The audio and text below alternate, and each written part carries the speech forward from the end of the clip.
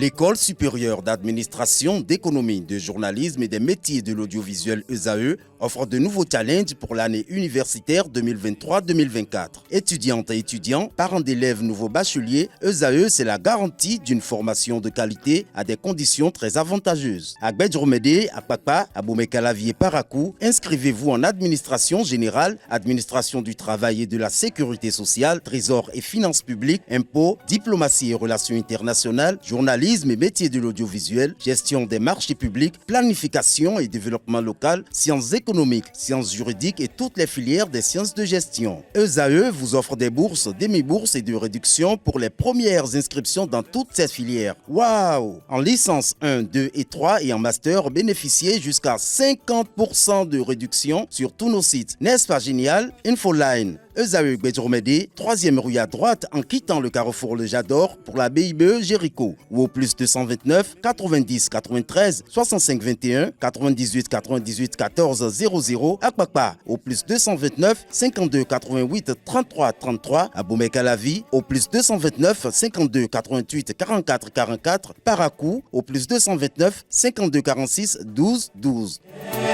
ESAE, l'excellence à un nom. Mesdames et messieurs, chers amis internautes, chers téléspectateurs de ZAE Télévision, bon après-midi, c'est votre émission Le Monde en 52 minutes de ce lundi 16 octobre 2023. Et pour décrypter toute l'actualité internationale de cette semaine, je reçois pour vous Morgana Sokba-Metonji, les consultants géopolitiques. Bonsoir Morgana. Bonsoir Tatiana. Comment ça va? Très positif. Le monde ça boue, hein? Énormément.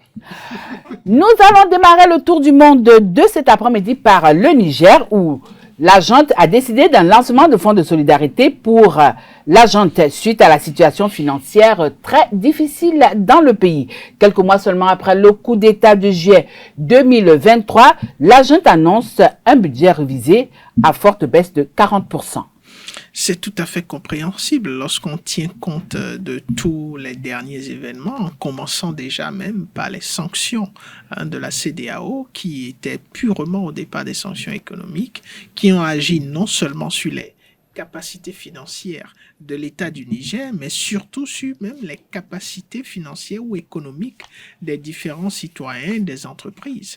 Et qui dit recul de la capacité financière des entreprises voit directement la difficulté à pouvoir payer les impôts.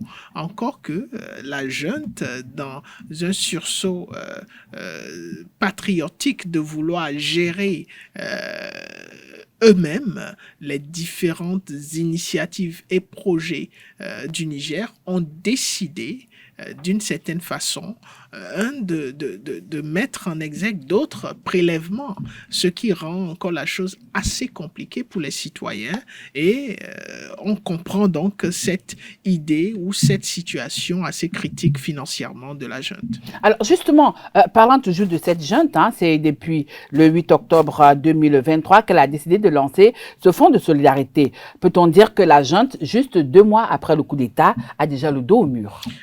Le dos, il était au mur dès que la junte a décidé d'une façon ou d'une autre de prendre son destin en main. Vous savez, lorsque vous prenez une décision de cette envergure, ce qui tombe tout de suite, c'est les partenaires traditionnels.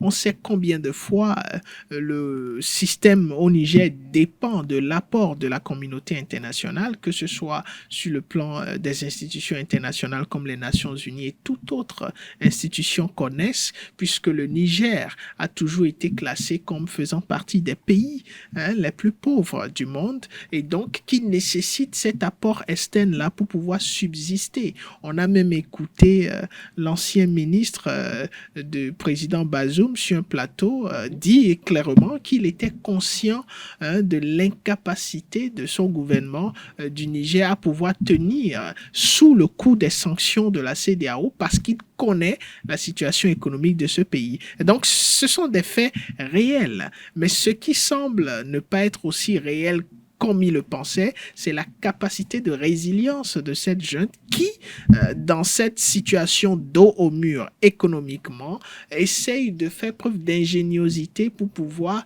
lever les fonds suffisants pour sa subsistance. Mais le fait est très clair. Ce sera très difficile de continuer à fonctionner, surtout sur le long terme, avec ces fonds levés à l'interne, surtout que la situation économique ou les sanctions économiques imposées par la CEDEAO font d'une certaine façon, ralentissent la capacité de contribution des acteurs économiques. Donc, il va falloir que la junte trouve des partenaires qui vont pouvoir l'aider à rester dans le long terme économique. Oui, vous parlez de partenaires, nous allons y revenir, mais on constate quand même que dans le lancement de ce fonds de solidarité, la junte du côté de Niamey envisage quand même faire des prélèvements sur les entreprises, sur les hydrocarbures et compte même aussi sur le concours de la diaspora. Mais est-ce que les Nigériens lambda pourront l'entendre de cette oreille-là? Comment est-ce que la junte va amener les Nigériens à adhérer à ce mécanisme? Déjà, il faut comprendre que les Nigériens, pour ce qui est de la volonté d'adhésion, ont déjà adhéré à cette idée. C'est sûr? Oui, c'est un fait lorsque vous regardez l'ensemble des Nigériens qui soutiennent l'initiative de la junte. Sur le plan de la volonté, tout nouveau, tout beau, hein? Sur le plan de la practicabilité. Est-ce que ça peut se faire? C'est là où le problème va exister, ou c'est là où le gouvernement va se retrouver face à des Nigériens qui, quand bien même ils ont la volonté, ne seront pas en mesure d'apporter ce qui leur est demandé. Les sanctions économiques, nous l'avons déjà dit, empêchent naturellement les entreprises des Nigériens qui essayent d'évoluer comme il se doit. L'absence de certains partenaires traditionnels qui constituaient aussi les partenaires de ces acteurs économiques, de ces opérateurs économiques, qui ne pourront plus continuer à collaborer avec eux, devient un problème qui va freiner, pour ne pas dire ralentir totalement l'évolution économique et donc la capacité de contribution de ces opérateurs économiques. Donc là, le Niger se retrouve dans une situation où la volonté d'y aller est là, pour ce qui est du peuple nigérien, mais la capacité nécessaire pour que cette volonté soit manifeste, surtout sur le long terme, va poser problème. D'où la nécessité, qu'on le veuille ou non, de penser à d'autres partenaires qui pourraient contribuer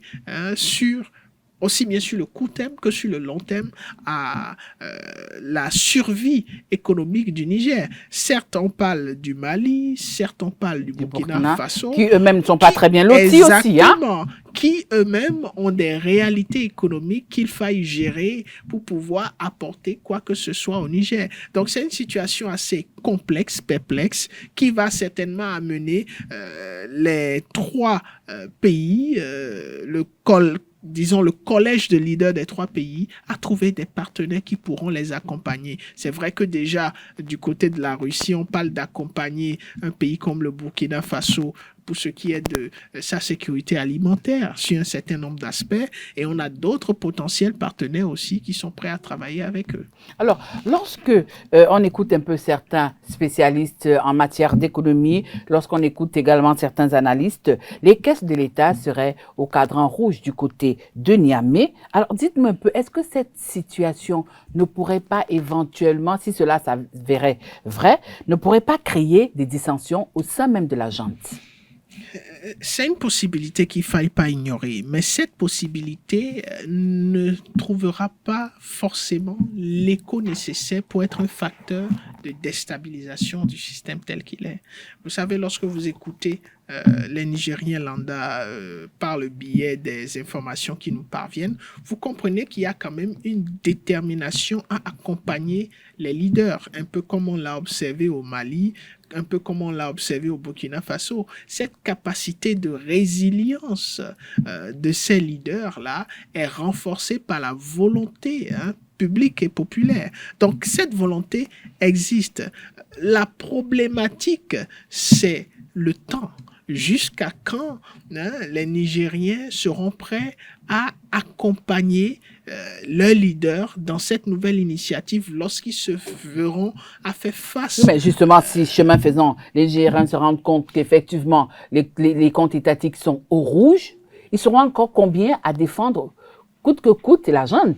Parce qu'on dit, ventre affamé n'a point d'oreille. Oui, les comptes sont rouges. Ouais. Ils n'ont pas besoin de se rendre compte parce que c'est un fait. Et ça fait partie des raisons pour lesquelles ils ont soutenu cette junte. Parce que quand vous les écoutez, même la junte parle d'une certaine mauvaise gestion des aspects économiques, une corruption élevé, et ce qui justifierait le chasse à certains anciens collaborateurs. Mais est-ce que même ils ne sont pas comptables de cette gestion? Oui, c'est tout à fait normal, mais vous connaissez un peu comment ça fonctionne. On ne peut pas être à la fois... Juge et partie. Voilà. Donc, il y a cette question des caisses qui sont rouges. Elle n'est plus à démontrer. Et même l'État même du Niger comme pays, son classement en matière de pauvreté montre que les difficultés financières sont réelles et profondes. Maintenant, c'est quoi? C'est la capacité du peuple à pouvoir tenir derrière ses leaders, quand bien même la plupart des partenaires traditionnels refusent de ne plus apporter le soutien financier stratégique au Niger. Est-ce que le Niger dispose de l'arsenal nécessaire pour attirer de nouveaux partenaires qui pourront les accompagner? Surtout que les États-Unis, en décidant de parler de coup d'État au Niger, mettent en mal un certain nombre d'apports de coopération sur le plan économique, voire stratégique avec le Niger, même s'ils restent au Niger et défendent leurs intérêts en profondeur. Donc, vous avez une situation assez complexe avec des possibilités ça et là. Mais s'il s'avérait que le peuple du Niger arrive à s'aligner dans la dynamique du peuple malien et dans la dynamique du peuple du Burkina Faso, on est parti pour une longue période qui pourrait déboucher sur un renouvellement du dispositif de stabilité économique. Alors, pour sortir de ce sujet nigérien de cet après-midi, c'est vrai, vous l'avez dit tout à l'heure, la junte pourrait éventuellement compter sur ses alliés, à savoir le Burkina Faso et le Mali. Mais aujourd'hui, est-ce que l'on ne se rend pas compte du manque de réalisme de la junte militaire au Niger avant la décision de faire ce coup d'État? Manque de réalisme, tout dépend de ce qu'on appelle réalisme.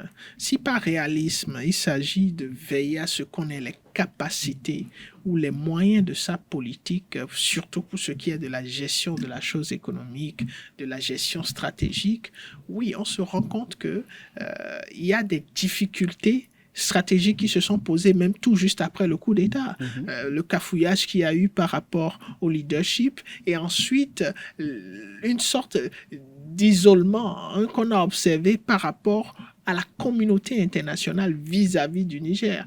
Oui, si c'était planifié, on n'observerait pas cette sorte d'isolement. S'il y avait des acteurs de la scène internationale, comme on a l'habitude de constater... Des acteurs extérieurs. Oui, extérieurs qui avaient leur main dans ce coup d'État, on ne parlerait même pas de difficultés économiques ou de difficultés par rapport à l'apport. Comme de l'autre côté, où il y a eu coup d'État, mais... Voilà, mais on n'a pas l'impression qu'il y a eu un coup d'État. Mais ce cas d'espèce révèle donc cette sorte d'absence de préparation. Mais lorsqu'on s'inscrit dans le contexte du Sahel et qu'on voit la réaction ipso facto du Mali, du Burkina Faso, on se rend compte qu'on s'est même retrouvé face à une sous-région qui est en train de changer de perspective d'organisation. Une CEDEAO carrément divisée. On parlera de désintégration pour une nouvelle forme d'intégration, mais laquelle on ne sait pas. On peut dire qu'il n'y a pas manque de préparation puisqu'ils ont surfé sur le mouvement d'actualité qui se retrouve un peu partout dans le Sahel. Alors, deuxième sujet de cet après-midi nous mène tout droit du côté de l'Ukraine. Afin de s'assurer du soutien des alliés, le président Zelensky a débarqué au siège de l'OTAN. C'était la semaine écoulée. Inquiet d'être jeté dans les oubliettes, son pays et lui, le président ukrainien a donc décidé de se retrouver du côté de Bruxelles. C'est assez compréhensible, surtout que quand on parle d'OTAN, on voit déjà au prime abord l'Europe. Et quand vous observez ce qui se passe aujourd'hui en Europe, la Slovaquie, la Pologne, par rapport à ce qui se passe en Ukraine, vous comprenez que l'Europe est en train d'entrer dans une phase de désolidarisation qui va grandir, surtout lorsqu'on va assister à des élections qui vont permettre à ceux qui sont pas forcément pro-russes, mais qui sont eux-mêmes.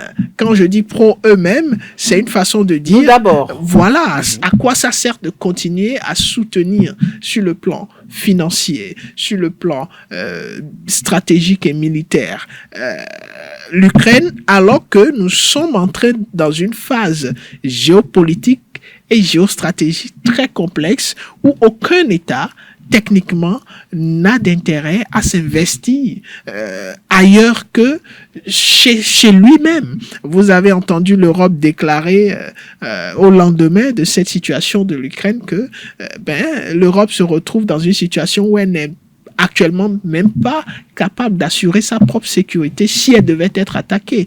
Plusieurs pays européens ont décidé de renforcer leur budget sur le plan de l'armement et de la stratégie militaire. Et donc aujourd'hui, avec cette pensée qui est en train d'exister, il se peut que petit à petit, mais certainement et sûrement, qu'il y a une désolidarisation vis-à-vis de l'apport économique, militaire et stratégique à l'Ukraine.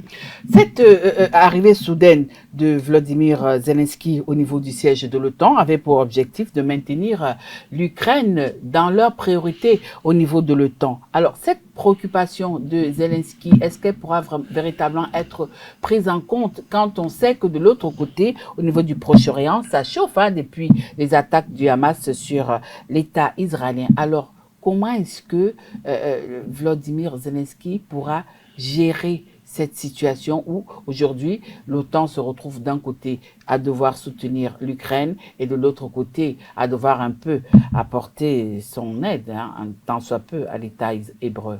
Oui, ce n'est pas un peu apporter son aide. Comme je ne veux pas dire tout son aide. Oui, et c'est bien que vous le dites de cette façon, mais il faut quand même dire aujourd'hui que si jamais l'OTAN devrait choisir entre l'Ukraine et Israël, l'OTAN choisirait Israël. Pourquoi? Parce que on sait qui pilote l'OTAN. Et on a entendu les déclarations des États-Unis par rapport à leur soutien à Israël, indéfectible et qui n'est conditionné à rien du tout. C'est-à-dire quoi? Les États-Unis sont prêts à soutenir Israël dans tout, vaille que vaille. Ce n'est pas comme en Ukraine où on a envie de contrôler la gestion même de l'apport financier en Ukraine. Il y a des conditions qui ont été posées à l'Ukraine pour pouvoir bénéficier du soutien des États-Unis et de l'OTAN. Donc aujourd'hui, la situation en Ukraine impose aux leaders ukrainiens de commencer par réfléchir fortement à une perspective de sortie de crise, peut-être par les négociations. Est-ce qu'il n'est pas temps d'aller aux négociations où il faille attendre que l'apport financier et stratégique nécessaire pour permettre à l'Ukraine de se maintenir dans le rapport de force avec la Russie disparaisse ou s'amenuise totalement? Alors, justement parlant de cet apport des alliés, est-ce que le fait que nous aurons bientôt le début d'hiver dans ces pays, et si le temps tournait provisoirement dos à l'Ukraine, vous l'avez dit, c'est vrai qu'il faut déjà penser à des négociations, mais au cas où il n'y a pas de négociation, comment est-ce que le tableau se présente-t-il? Le tableau n'est pas du tout agréable à voir. je n'ai pas les dernières statistiques de combien de morts, combien de destructions on a déjà eu en Ukraine. Ce que je sais, c'est que ça fait beaucoup, ça fait énormément. Et surtout, dans une période comme l'hiver où il n'y a pas l'apport en énergie nécessaire, l'apport en stratégie nécessaire et l'apport économique nécessaire. Ça va être une catastrophe si on devait en arriver là. Mais ce qui est aussi certain, c'est que de l'autre côté du Proche et du Moyen-Orient, les États sont en train d'apporter un soutien assez impressionnant à Israël. Et on se demande comment est-ce que cela peut se dessiner puisque l'Ukraine se retrouve isolée. Quand bien même le conflit dure depuis un certain temps, il y a de fortes chances que l'Ukraine ne bénéficie plus du soutien qu'il a bénéficié jadis jusque-là, étant donné qu'il n'y a pas que ce qui se passe au Moyen-Orient qui est une problématique. Quand vous regardez du côté de l'Asie et de tout ce qui se tracasse en matière d'alliance et de la probabilité de cette question de Taïwan, on espère qu'on n'aura pas un autre front parce que ce serait la totale. Et quand vous regardez la façon dont les choses fonctionnent à l'heure où nous parlons, la paix et la sécurité internationale est totalement menacée et les institutions comme le Conseil de sécurité sont aujourd'hui appelées à se remettre en cause. En Afrique, nous avons des conflits qui cristallisent toute l'attention. Heureusement que la question d'une probable intervention au Niger n'est plus forcément sur la table. Oui, parce que si on devait déployer encore de l'équipement, mais on va se retrouver dans une situation très compliquée où les jeux se feront à un tout petit peu de décalage. Alors, devant les ministres de l'OTAN, le président ukrainien déclarait, je cite, « Nous avons besoin du soutien des dirigeants, ne nous oubliez pas ». Alors, face à cette déclaration, est-ce que le président Zelensky n'a pas montré la vulnérabilité de son pays devant l'OTAN? Oui, et cette vulnérabilité est en exergue depuis le début de ce conflit. Oui, mais elle n'a jamais été en exergue, comme vous le dites, depuis le début de la guerre Hamas-Israël. Oui, depuis le début de la guerre Hamas-Israël, cette vulnérabilité n'a pas cessé d'exister, mais elle est plus accentuée maintenant. Elle est plus accentuée. Pourquoi? Parce que, regardez, quelle a été la première chose que l'Ukraine a faite lorsqu'il est entré en conflit, lorsqu'elle est entrée en conflit avec la Russie? C'est la mobilisation des fonds et du matériel militaire. Le président Zelensky a commencé déjà fortement par demander le soutien de toutes les nations du monde entier. Et il s'est déplacé plusieurs fois parce que pour maintenir un front, une guerre, il faut une capacité financière considérable et il faut aussi un armement considérable. Et ça, l'Ukraine, en tant que nation, n'a pas les moyens. Et donc, ça a dû demander beaucoup d'efforts au président Zelensky et à son équipe pour maintenir la mobilisation et l'arrivée des fonds et de l'équipement. Mais aujourd'hui, ce n'est plus possible comme cela a été il y a quelque temps pour plusieurs facteurs qu'on peut résumer à 3. Le premier facteur, c'est que il y a une sorte d'essoufflement au niveau de ceux qui apportent cette aide-là à l'Ukraine. Et ils se voient en train de regarder d'autres intérêts, en train de redéfinir leurs propres intérêts. Deuxième élément, il y a la montée du nationalisme au niveau de ces pôles d'apport au soutien. Et quand vous prenez l'Europe avec la Slovaquie, avec la Pologne et toutes les autres nations qui murmurent déjà, mais qui n'arrivent pas encore à prendre des décisions majeures sur la scène internationale pour montrer qu'ils ne sont plus en faveur de ce qui se passe en Ukraine, surtout en faveur de leur apport économique, alors qu'ils rencontrent eux-mêmes des difficultés économiques. Et la troisième chose, comme vous le savez et comme on le constate tous, c'est bel et bien ce qui se passe entre le Hamas et Israël, qui ipso facto détourne non seulement l'attention, mais surtout l'attention économique et stratégique. Aujourd'hui, dans l'agenda des États-Unis, la question de l'Ukraine n'est plus forcément la priorité numéro une auquel il faut s'atteler, c'est Israël. On met de côté l'Ukraine d'abord, même si on continue d'apporter son aide. En Europe, si les États-Unis font cela, automatiquement l'Europe suit, puisqu'on parle de l'OTAN. L'OTAN va suivre dans la dynamique. Les pays arabes aussi vont devoir revoir leur politique vis-à-vis à un quelconque soutien, sans oublier la Russie et la Chine qui sont aussi dans le jeu. Alors, avant de sortir de ce sujet ukrainien, est-ce que la Russie de son côté peut profiter de cette situation qui prévaut actuellement au niveau du Proche-Orient pour revoir ses positions par rapport à cette guerre qu'elle livre à l'Ukraine? La Russie, c'est pas une question de pouvoir profiter.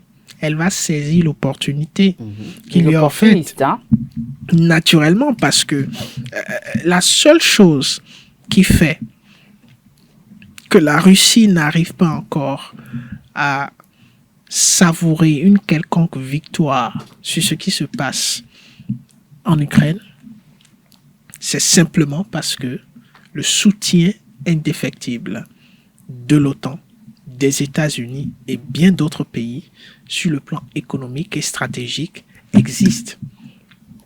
Et donc, si par une quelconque situation, ce soutien vient à être dévié, c'est totalement clair que la Russie, dans sa dynamique de ne pas se mêler d'autres problématiques stratégiques, va se concentrer sur la situation en Ukraine et tirer, du moins diriger les règles, faire les règles du jeu et tirer au maximum profit. Même si ce sera difficile pour les États-Unis et les autres pays de l'OTAN qui ont déjà investi suffisamment. Je dis bien investi. Et quand on parle d'investissement, il y a retour sur investissement.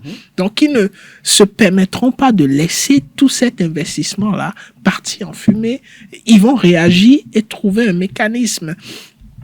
Le problème majeur, c'est quel mécanisme aujourd'hui, lorsqu'on sait que même les institutions économiques traditionnelles, les institutions de Bretton Woods et tout ce qui va avec, sont remises en cause par l'initiative des BRICS et bien d'autres initiatives dans les régions du monde qui souhaitent avoir leur indépendance vis-à-vis de ce système économique autour du dollar. Donc, nous sommes dans une situation très compliquée où, à tout moment, les choses peuvent basculer dans un sens comme dans l'autre. Alors, le troisième sujet de cet après-midi, il est très attendu par notre invité, Morgane Kissouri.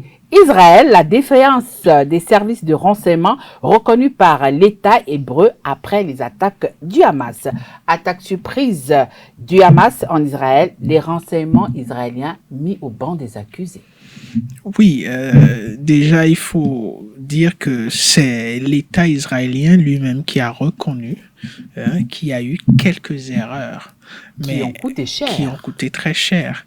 Maintenant, est-ce que ce sont des erreurs qui sont dépendants de la défaillance du système israélien ou ce sont des erreurs qui sont dues à la capacité d'innovation dans la stratégie de la Palestine?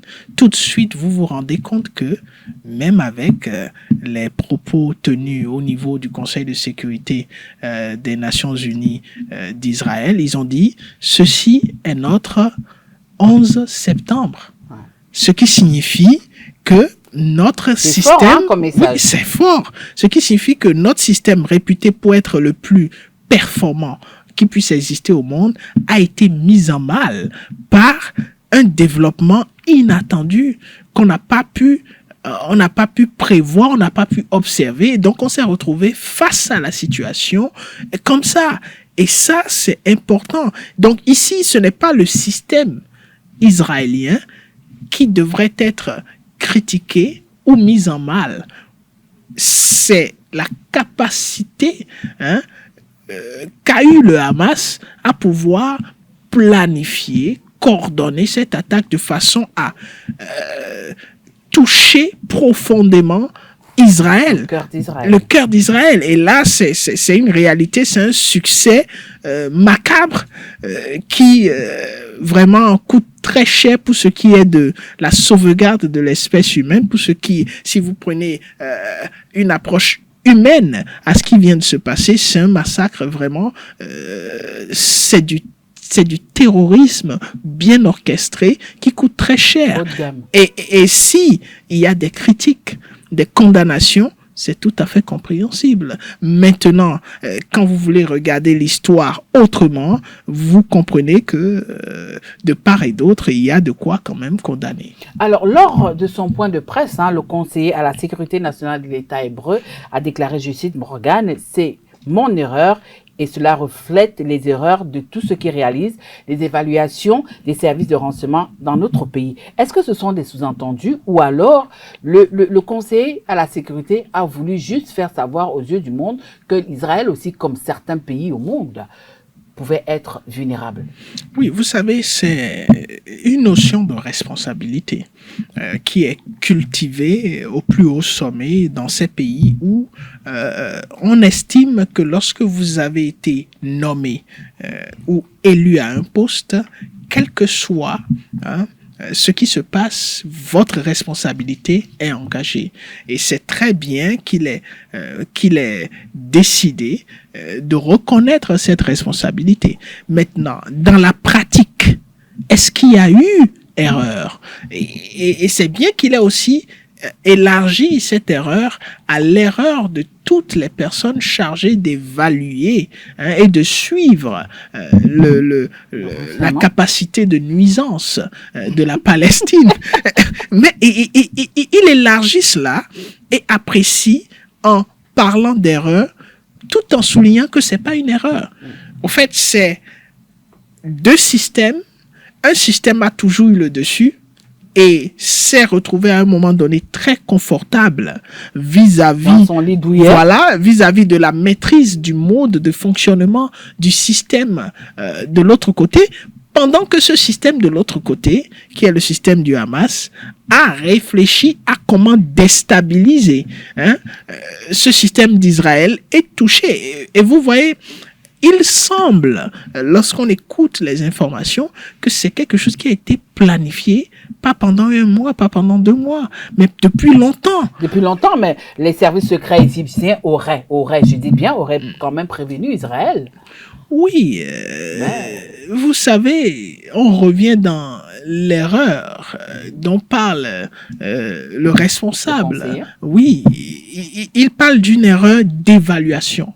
Vous savez, même quand vous avez des renseignements, il y a normalement dans le mécanisme des indices qui vous permettent de catégoriser ou de classifier ce renseignement comme étant une priorité et quelque chose de plus vraisemblable que d'autres renseignements. Et je pense que lorsque vous regardez la coordination de cette attaque du Hamas, il y avait forcément rien qui montrait, qui présageait d'une capacité tout de comme le 11 septembre 2001 également. Exactement, tout comme le 11 septembre, alors que les États-Unis, à cette époque, étaient quand même au sommet de tout ce qui est sécurité, tout ce qui est service de renseignement, CIA, tout ce qui va avec. Donc, vous voyez, ce n'est pas forcément une défaillance d'Israël, mais c'est surtout une capacité de nuisance, de planification du Hamas qui, lorsque vous commencez à apprécier, mais qu'est-ce qui peut amener un groupe qui représente un peuple, le peuple palestinien, si on doit s'en tenir à ce qu'ils disent, encore que le peuple palestinien dit haut et fort que le Hamas, c'est une organisation qui n'est pas forcément une organisation qui représente la Palestine. Donc, on se demande qu'est-ce qui peut amener des gens à orchestrer quelque chose d'aussi virulent, d'aussi atroce. Et c'est là où toute l'histoire entre la Palestine et Israël révèle son disons, son résultat macabre, tout ce qu'il a eu lorsque vous observez ce qui s'est passé depuis la création de l'État d'Israël, tel qu'on le connaît, pas forcément aujourd'hui, mais depuis cette initiative des Nations Unies, vous comprenez qu'il n'y a pas eu un seul instant de répit et que l'accumulation d'un ensemble de facteurs, de frustration, d'atrocité a transformé ce qu'on a aujourd'hui devant nous comme représentants de Hamas, qui n'était même pas forcément là en 47, lorsque on créait l'État d'Israël, les a transformés en de sérieuses machines de destruction. Oui. Alors justement, lorsque on observe cette guerre Hamas-Israël, on se rend compte que la riposte Israël n'a pas tardé, elle a été mise en route aussitôt, mais on constate quand même qu'il y a certains silences au niveau des pays arabes où à ce jour, il n'y a que l'Iran qui se prononce et affiche clairement son soutien au pays, au Hamas. Et on se rend compte également qu'hier, il y a le ministre, un ministre iranien qui a dit ne pas garantir le contrôle de ce qui se passerait au cas où Israël va décider d'envahir la bande de Gaza. Mais alors, je vous demande, vous qui êtes un consultant en géopolitique, comment est-ce que vous analysez ce silence des pays arabes? Seul l'Iran, quand même, a pu placer un mot. C'est vrai que l'Iran n'est pas forcément un pays arabe, ils sont perses, donc peut-être ils se sentent plus libres que les autres pays arabes. On a quand même aussi vu un communiqué assez timide de la Ligue arabe. Est-ce à dire que les nouvelles relations que l'Israël lie avec certains pays arabes seraient entachées si certains pays décidaient de prendre position? Oui, c'est un silence qui est observé et qui est compréhensible lorsqu'on se retrouve sur la scène internationale. Vous savez, sur la scène internationale, à des moments donnés, il faut, en tant que leader, mettre de côté l'émotion et fonctionner sur la base uniquement du principe des intérêts des populations ou du pays. Et quand on parle du principe des intérêts, c'est qu'est-ce qu'il faut faire, quelle déclaration il faut faire lorsque on a des accords de coopération, de partenariat stratégique qui coûtent des milliards et qui peuvent partir en fumée à cause d'une petite déclaration.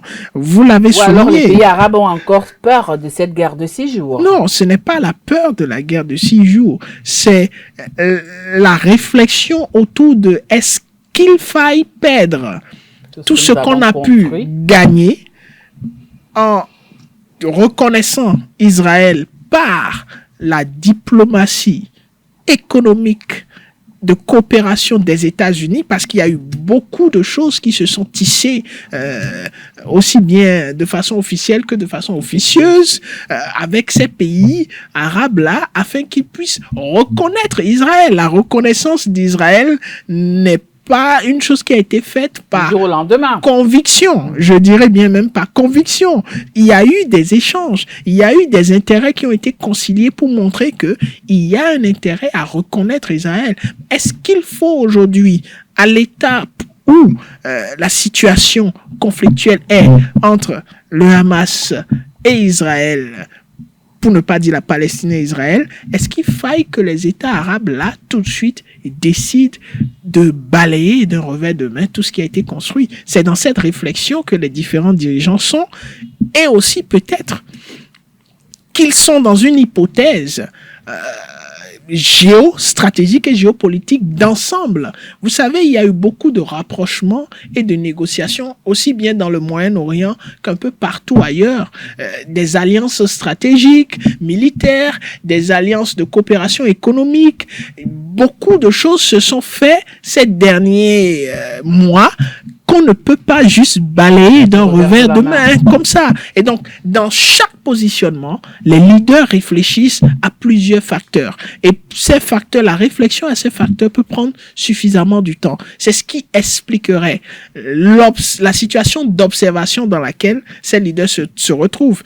Quand on parle de situation d'observation, ça signifie qu'on est là, on voit ce qui se passe, on n'a pas la capacité de prendre une décision sans avoir pris en compte tous les différents paramètres, que ce soit militaires, économiques, stratégiques et religieux. Donc, on ne peut plus simplement se baser sur l'aspect culturel qui justifierait la prise de position ipso facto, mais il faut tenir compte de tous les autres paramètres qui nourrissent la vie de ces États-là et des populations avant de prendre une décision et de faire une déclaration. Pour ce qui est du cas de l'Iran, ça va plus que la culture.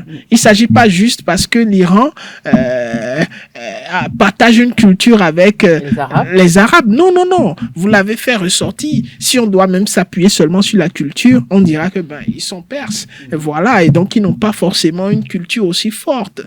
Mais là, on connaît ce qui existe entre l'Iran et les États-Unis. Oui, mais est-ce que vous croyez que dans ce nouveau conflit Hamas-État hébreu, l'Iran est en train de jouer son va-tout? Ça passe ou ça casse? Et l'Iran a intérêt à jouer son va-tout. Surtout, l'Iran n'a pas intérêt à mettre un peu d'eau dans son vin? Eau dans son vin pour obtenir quelle boisson? Quelle boisson qui pourrait passer lorsqu'il s'agira de la consommer? L'Iran, aujourd'hui, n'a pas intérêt à s'éloigner de sa prise de position par rapport à la Palestine. Pourquoi? Parce que lorsque vous écoutez même les services de renseignement israéliens, il est dit que l'Iran aurait même contribué à la planification. Cette information que l'Iran a refutée. L'Iran a refuté, mais c'est tout à fait compréhensible que l'Iran refute. La question est... Oui, mais tout porte à croire que quelque part quand même, ils ont quand même peur des Israéliens. Dire tout go, non? Non, mais ce n'est pas de la peur, vous savez, c'est beaucoup plus de la stratégie. Il y a plusieurs intérêts qu'il faille... on croyait qu'ils étaient prêts à tout pour le tout, qu'ils n'avaient peur de rien. Il y a plusieurs intérêts, c'est un peu comme la Russie, c'est un peu comme les États-Unis. Il y a des réserves qu'il faille observer lorsqu'on est sur la scène internationale et qu'on n'observe pas lorsqu'on se retrouve dans les coulisses. Parlant de la Russie, justement, on l'a pas beaucoup entendu dans ce... Parce qu'elle n'a pas intérêt à commencer à se prononcer sur cette question. Les Israéliens sont exactement.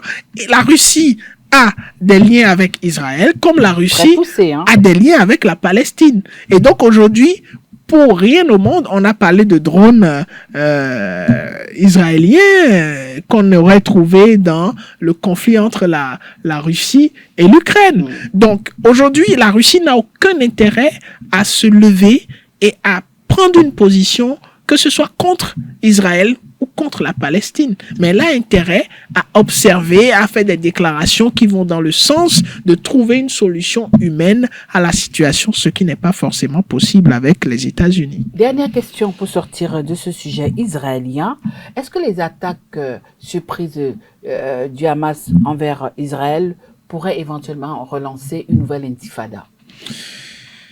Vous savez, c'est difficile à dire, mais s'il y a une chose qui est très facile à dire, c'est que Israël a bel et bien l'intention de broyer le Hamas et, au fait, la Palestine avec le peuple qui est sur la bande de Gaza. Pourquoi? C'est un fait.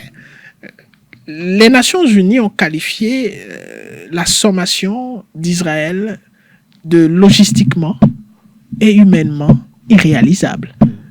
Israël qui demande à plus d'1 million de Palestiniens de quitter la bande de Gaza parce qu'elle a l'intention... En tant que consultant géopolitique, vous croyez que l'Israël serait à même de le faire, de bombarder la bande de Gaza? Oh là là. Malgré toutes les sommations, malgré les avertissements des uns et des autres? Il suffit de regarder tout ce qui s'est passé durant ce conflit Israël-Palestine les années antérieures. Israël n'a hésité en aucun instant d'aller et de tuer, de tuer des civils. Et vous savez, ce n'est pas comme si c'est l'Israël seulement qui va tuer. On a vu la dernière attaque du Hamas. c'est des traitements inhumains. Du point de vue humain, ce qui se fait entre Israël et Palestine depuis des décennies, parce que aujourd'hui, ce sont les événements récents qui sont mis en exergue comme si c'est ça le problème. Non, le problème, il existe depuis des décennies, bien avant que certains de nous ne viennent même au monde. Donc, c'est une question... Certains partiront et laisseront ce conflit. C'est une question très profonde et qu'on a l'impression que les acteurs majeurs qui pourraient, de façon irréfutable, contribuer à dénouer la situation ne sont pas encore prêts pour que la situation soit dénouée. Il s'agit là de quoi? Des Nations Unies et surtout des États-Unis. Parce que un soutien aussi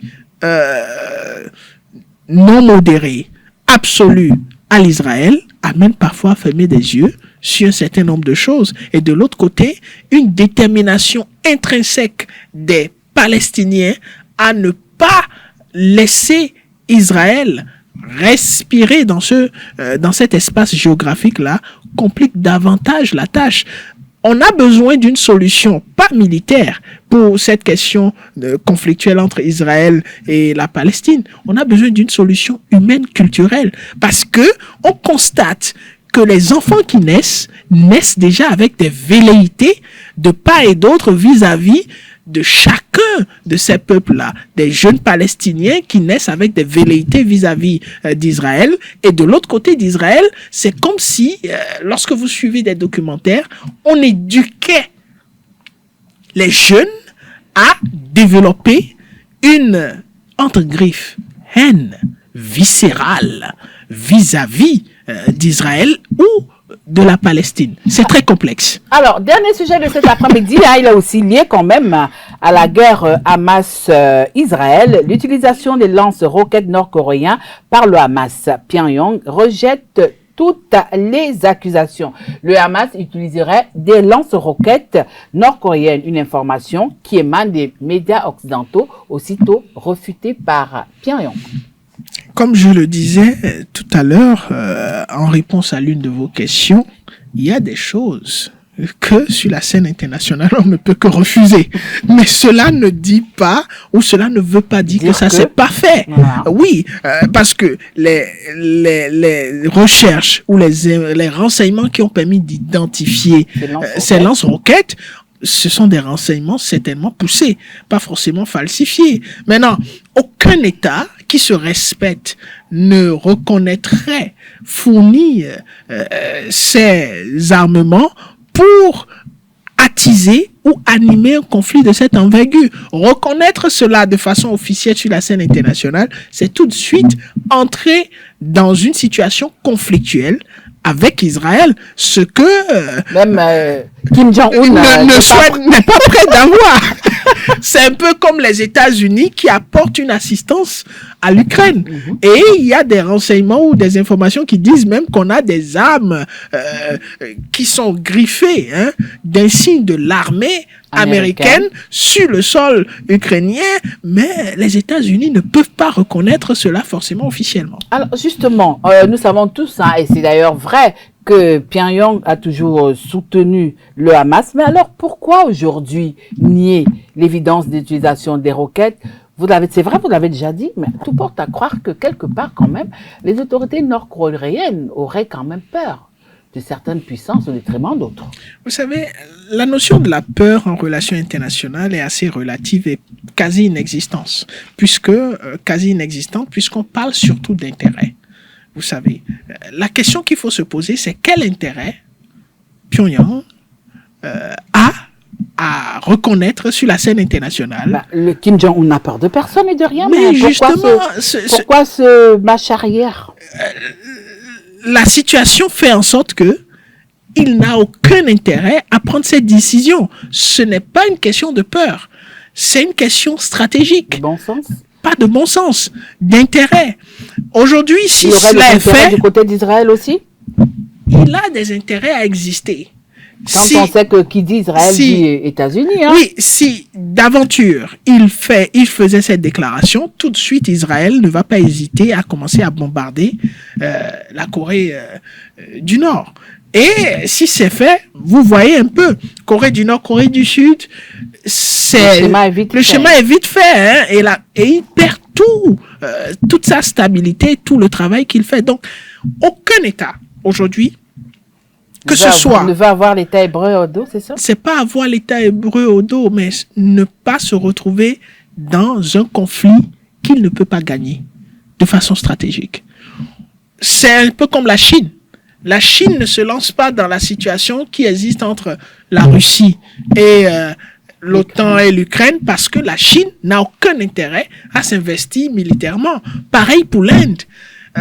Pareil pour tout autre État qui réfléchit correctement aux intérêts et à la sauvegarde de sa sécurité. Donc, vous voulez dire que l'Iran ne réfléchit pas? Ce que je veux dire, c'est que l'Iran a tout à gagner dans ce que l'Iran est en train de faire aujourd'hui. L'Iran a pesé ses intérêts. L'Iran veut saisir l'opportunité de s'imposer ou de s'affirmer sur la scène internationale vis-à-vis de cette question d'Israël. Et cela ne date pas d'aujourd'hui. C'est historique. Ce qui est en train de se faire, c'est historique de façon à ce que... Mais avant de s'affirmer sur le plan international, il devrait d'abord chercher à s'affirmer au niveau du Proche-Orient, du Moyen-Orient, ce qui n'est pas un acquis pour lui. Oui, mais si vous faites bien le rapprochement, la position de l'Iran vis-à-vis de cette question va aussi dans le sens de vouloir s'imposer sur l'aspect régional, de vouloir s'installer comme leader d'opinion des pays arabes. Parce que qu'est-ce qui va se passer? Après un certain moment, qu'on le veuille ou non, l'aspect culturel va prendre le dessus. Quels que soient les liens de coopération économique, stratégique qui existent, si d'aventure Israël se lançait dans cette incursion sur le sol de Gaza et que, comme tous les experts semblent prédire, une population palestinienne massive reste et demeure dans cette zone, les Arabes vont changer probablement de positionnement vis-à-vis de la situation du conflit entre Israël et la Palestine. Et là, qui se retrouve comme leader d'opinion? C'est l'Iran. Donc, cette perspective est une carte, un joker que l'Iran se permet de jouer. Et la prière de tout le monde ou de tous ceux qui ne souhaiteraient pas donner raison à l'Iran serait que Israël ne mène pas cette attaque. Mais quand vous voyez les chars, quand vous voyez les soldats, quand vous voyez cet appel à la réserve, vous semblez vous retrouver dans une situation où le conflit ou l'incursion sur la bande de Gaza est quasi inévitable. Alors, pour sortir de ce sujet, du côté de Pyongyang estime également que Washington essaye de détourner les responsabilités de ce conflit. Détourner les responsabilités de ce conflit, c'est peut-être un peu trop dit, parce que Washington ne fait rien qu'il n'a jamais fait pour ce qui est d'Israël. Washington assume, en d'autres termes, ses responsabilités, le lien qui existe entre les États-Unis et Israël, au détriment de sa responsabilité sur la scène internationale pour ce qui est du maintien de la paix et de la sécurité internationale. Parce que la question qu'on a envie de se poser quand on se retrouve dans ce chemin pareil, c'est en quoi le soutien inconditionnel à Israël dans sa démarche contribue au maintien de la paix et de la sécurité internationale. Quand vous vous posez cette question, vous avez du mal à répondre. Et donc, vous remettez en cause les bonnes intentions et le rôle que s'est attribué les États-Unis sur la scène internationale, et vous voyez de façon claire et nette la notion d'intérêt qui guide uniquement sur la scène internationale. Les États-Unis sont concentrés sur leurs intérêts, et leur intérêt, lorsqu'on parle de la scène internationale, c'est Israël. Les États-Unis sont prêts à garder Israël et à perdre le reste du monde qu'à gagner le reste du monde. et perdre Israël. Il faudrait, pour comprendre cette relation, remonter à l'historique entre les États-Unis et Israël.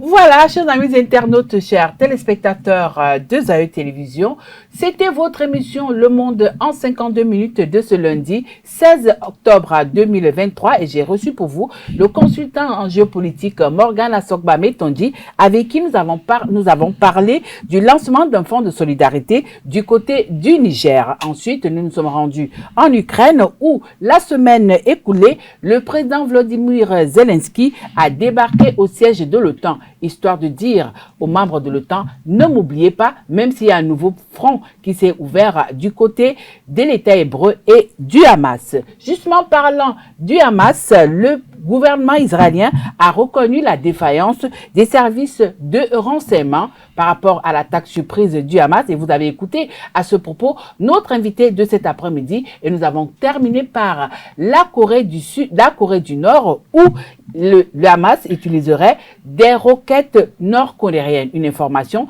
qui a été démentie par les autorités de Pyongyang. Et sur ce plateau cet après-midi, vous avez écouté notre invité Morgan Asokba Metondi qui nous a expliqué les tenants et les aboutissants de cette décision sur le plan diplomatique. Merci de nous avoir suivis. Restez toujours Zaï Télévision, la télévision de l'excellence et retrouvons-nous dans quelques jours.